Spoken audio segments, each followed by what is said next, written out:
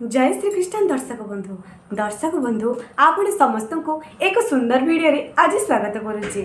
आज वीडियो रे आमे जानिबा जदि गोटे स्त्री स्वामी भोजन करने पूर्व से जदि भोजन कर दिए तांको केउ पाप लगी थाए एवं आउ गोटे कथा स्वामी थाली रे एका सह मिसी जदि गोटे स्त्री भोजन करे तेबे ताकू केउ पाप लगी थाए। दर्शक बंधु एही कथाटी हुए तो आपण मानकू टिके विचलित करि थाई पारे, कारण स्वामी एवं स्त्री होउछंती जणे आउ जनकर सुख दुखर साथी।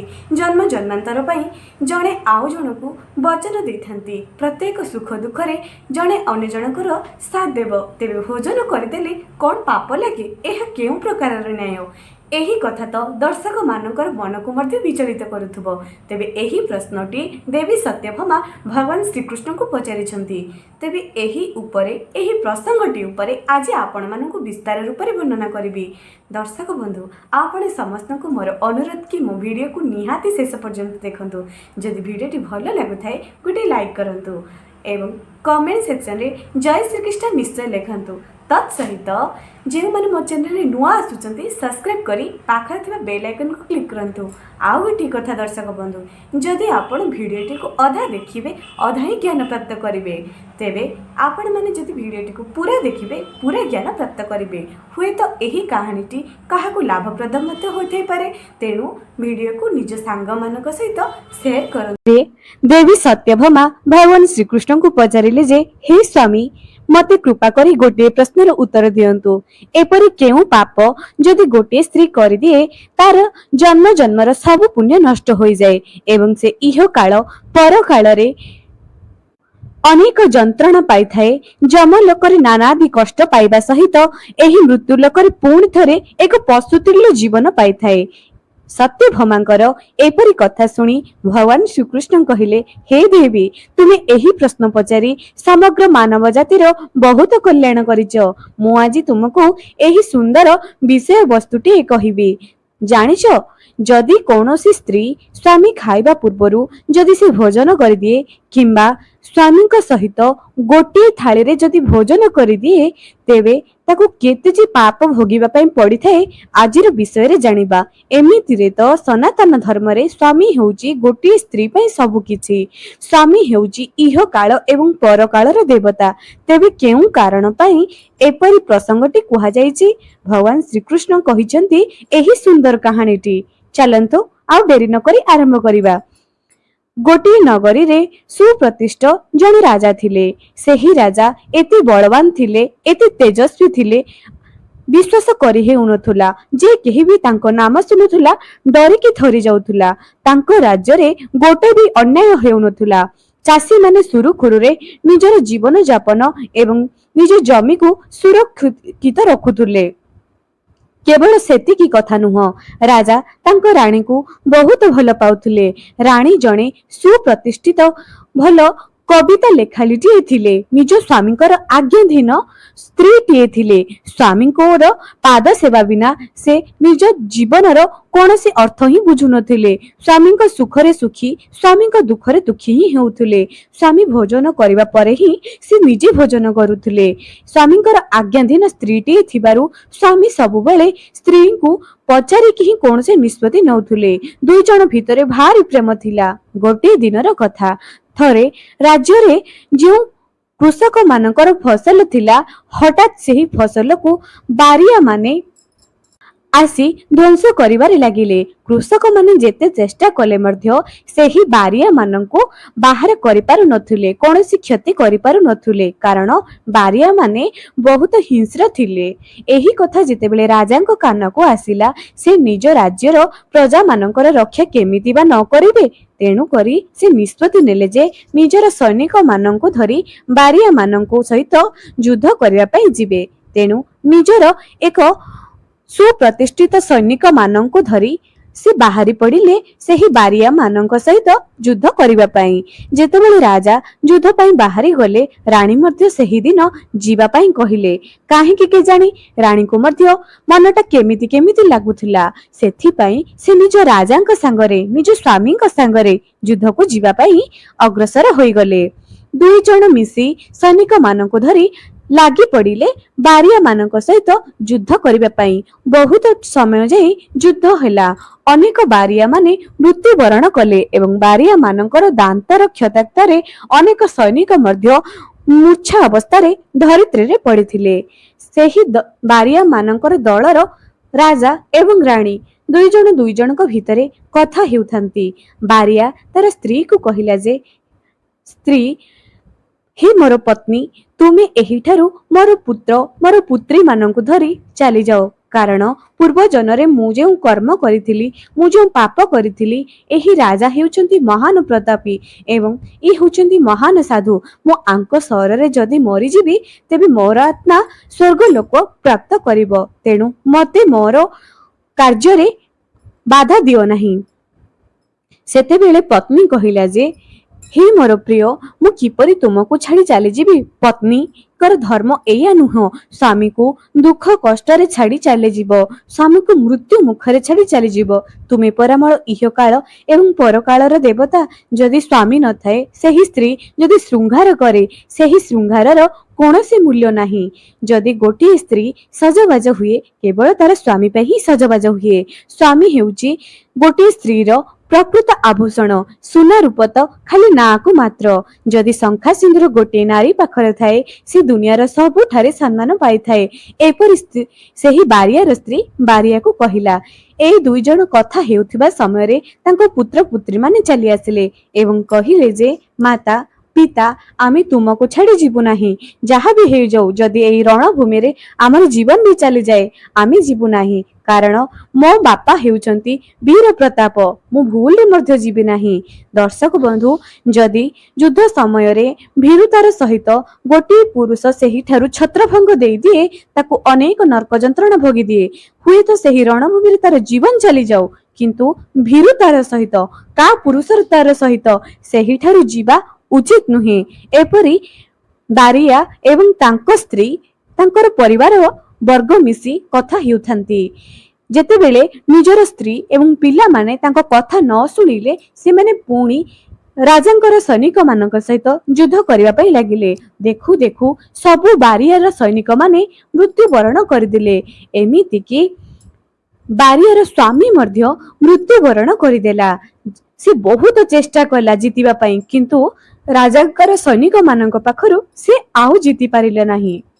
ତାପରେ ବାରିଆର ପୁତ୍ର ପୁତ୍ରୀ ମାନେ ସୈନିକ ମାନଙ୍କ ସହିତ ଅନେକ ଯୁଦ୍ଧ କଲେ।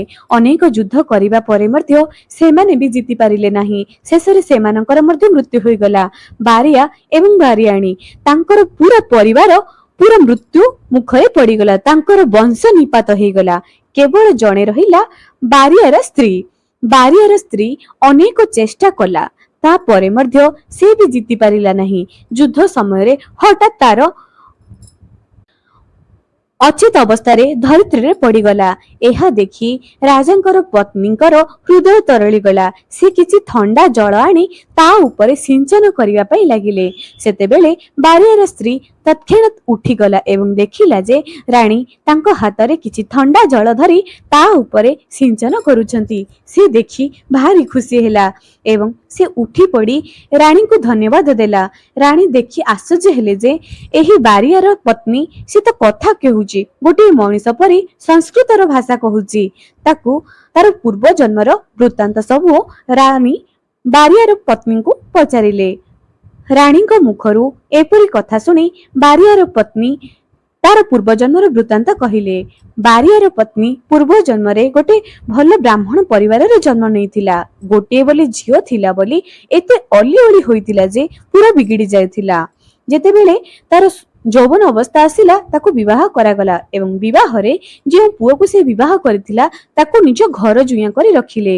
ଯେତେବେଳେ ସ୍ତ୍ରୀଟି ସ୍ୱାମୀ ପାଖକୁ ନ ଯାଇ ବାପା ଘରେ ହିଁ ନିଜ ସ୍ୱାମୀଙ୍କୁ ଧରି ରହିଯାଏ, ସେତେବେଳେ ତା ମୁହଁ ବଢିଆ ହୋଇଯାଏ ଏବଂ ସେ ଦୁରାଚାରିଣୀ ହୋଇଯାଏ। ସେହିପରି ନା ସେ ନିଜ ସ୍ୱାମୀଙ୍କ ସହିତ କେବେ ସହବାସ କରୁଥିଲା, ନା ସ୍ୱାମୀଙ୍କର ପାଦ ସେବା କରୁଥିଲା, ନା ସ୍ୱାମୀ ଭୋଜନ କରିବା ପରେ ନିଜେ ଭୋଜନ କରୁଥିଲା।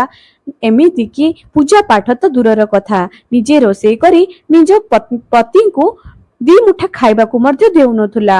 କେବଳ ସେତିକି କଥା ନୁହଁ ଦର୍ଶକ ବନ୍ଧୁ, ସେହି ପୂର୍ବ ଜନ୍ମରେ ବାରିଆର ପତ୍ନୀ ଏପରି गोटे सुंदर झियो होइथिला जे तार स्वामी प्रति तार जमा मध्य दया भाव नथिला। से तार स्वामी को छुईबा को मध्य देउ नथिला। स्वामीटी तार भारी सरल थिला। तेणु जेते दिन सहिबा कथा सही गला एवं शेषरे से घर छाड़ी चली गला। जेते बेले से घर छाड़ी चली गला सेही झियर बापा माँ निज निज भितर कथा होउथंती। झियर माँ झियर बापा को कहिला जे तुमर एते गेला करिबा निज झियो को उचित नुह। विवाह घर परे ताकू तार शाशु घर को ही पठेबार थिला। तुमे तुम पुत्री को त्याग कर दियो, देखिबो से निश्चय सीधा बाट को आसी जीवो। एपरी कथा सुनी से निज झियो को घर बाहर कर देला। याडे सियाडे भटकी भटकी से निज स्वामी को अन्वेषण करी जंगल आड़े चली गला। जंगल आड़े गोटे कुड़ियाटी थिला। सेही कुड़िया सामना रे निजे सेही झियो जाई किछि भिक्षा मागिला। सेही कुड़िया भितर गोटे सुंदर सुशील कन्या स्त्री जनक बाहर को आसी छिड़ा हेले एवं निजर स्वामी को कहिले, हे स्वामी, केही जणे आम द्वार सम्मुखरे भिक्षा वृत्ति करुछि, किछि घरु नहीं करि आस। स्वामी जनक घर भितर किछि खाद्य नहीं आसिले एवं देखिले जे ये हेउची तार पूर्व स्त्री। से निजर द्वितीय स्त्री को कहिले जे ये हेउचंती मोर पूर्व स्त्री, जे कि मोर दुर्व्यवहार करुथिबा जगो मु ताको त्याग करि देथिली, किंतु वर्तमान ये तार सबु किछि पश्चाताप करिछि। तेणु मुआ को ग्रहण करिबा पई राजी अछि, याको घर को नै जाओ। द्वितीय स्त्री स्वामी मुखरु आज्ञाधीन कथा रखि पारिला एवं ताको घर को नै उत्तम वस्त्र पिंधिबा पई देला। दिनकर कथा जेते बेले द्वितीय स्त्री जनक सेही ठारे निज घरे सोई थाए, प्रथम स्त्री सेही ठारे बसी करी गोटे पुण्यात्मा एवं गोटे दुष्ट आत्मा भितरे फरक जानी पारिला एवं तत्क्षणात तार शरीर मृत्यु मुखरे पड़ीगला एवं से मृत्यु वरण करदेला। जमदूत दुई जण आसी ताकू जम लोक को नहीं गले एवं अनेक दुख एवं जंत्रणा देले। जमराज चित्रगुप्त को कहिले जे ए कन्या जनक केउ पाप करिछि। चित्रगुप्त मुखरु जहा सुनिले आपण मध्य आश्चर्य होइबे। ही केबे मध्य निज स्वामी कर पाद सेवा करि नाही, केबे मध्य दुई पद मिठारे कथा मध्य होई नाही, ना केबे खाद्य परिसिछि, ना केबे भजन कीर्तन करिछि। स्वामी को पूर्वर भोजन करिछि, स्वामी को ना धरी डाकिछि। स्वामी को अनेक दुर्व्यवहार गाली गुलज झगड़ा करुथुला।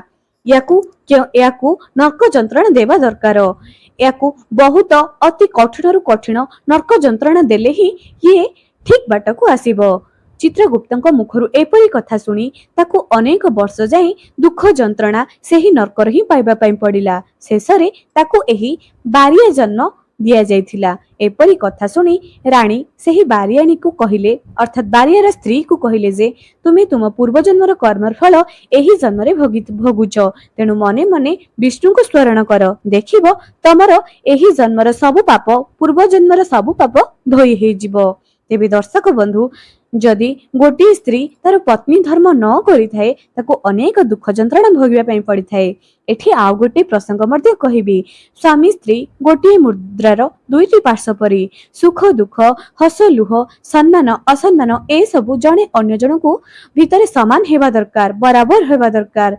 स्वामी स्त्री को सम्मान करिबा दरकार, स्त्री स्वामी को सम्मान करिबा दरकार। जेउठारे सम्मान नथिबो, प्रेम ही नथिबो, सम्मान नथिबो, तेबे सेही स्त्रीटी पति पूर्वरु खाइबा पई बाध्य हेबो एवं हुएत कहार देह खराब मध्य होई थाई पारे एवं कोनोसी मध्य पारिवारिक असुस्थता एवं कोनोसी समस्या पई मध्य स्त्रीटी पतिक पूर्वरु खाई देई थाए। किंतु जदि सेपरी कोनोसी मध्य असुविधा न थाए, सब किछि समान होई थाए, सब किछि समयर हिसाब रे चालु थाए, तेबे पति पत्नी दुई जन को उचित सम्मान देवा दरकार।